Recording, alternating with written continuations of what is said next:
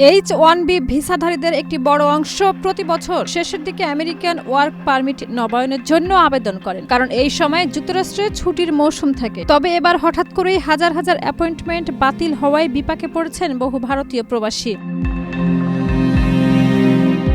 Work permit নবায়নের জন্য ভারতে ফেরা বহু ভারতীয় প্রবাসীর নির্ধারিত সাক্ষাৎকার হঠাৎ বাতিল হওয়ায় তারা দেশে আটকে পড়েছেন। নতুন তারিখ কয়েক মাস পরে দেওয়ায় কর্মস্থলে ফেরা নিয়ে অনিশ্চয়তা তৈরি হয়েছে বলে ওয়াশিংটন পোস্ট জানিয়েছে। সূত্র জানায় 15 থেকে 26 ডিসেম্বরের মধ্যে যাদের অ্যাপয়েন্টমেন্ট নির্ধারিত ছিল এমন হাজার হাজার ভারতীয় নাগরিকের সাক্ষাৎকার বাতিল করা হয়েছে। মার্কিন পররাষ্ট্র দপ্তর ভিসা আবেদনকারীদের পাঠানো ইমেইলে জানিয়েছে ওয়ার্ক পারমিট সাক্ষাৎকার আয়োজন করতে দেরি হচ্ছে। তারা জানিয়েছে প্রেসিডেন্ট ডোনাল্ড ট্রাম্প সামাজিক যোগাযোগ মাধ্যম সংক্রান্ত একটি নতুন নিরাপত্তা যাচাই নীতি চালু করেছেন, যার ফলে পুরো প্রক্রিয়ায় বিলম্ব হচ্ছে। কর্তৃপক্ষের দাবি, এই নিয়মের লক্ষ্য হলো আবেদনকারীরা যুক্তরাষ্ট্রের নিরাপত্তার জন্য ঝুঁকি সৃষ্টি করছেন কিনা তা নিশ্চিত করা।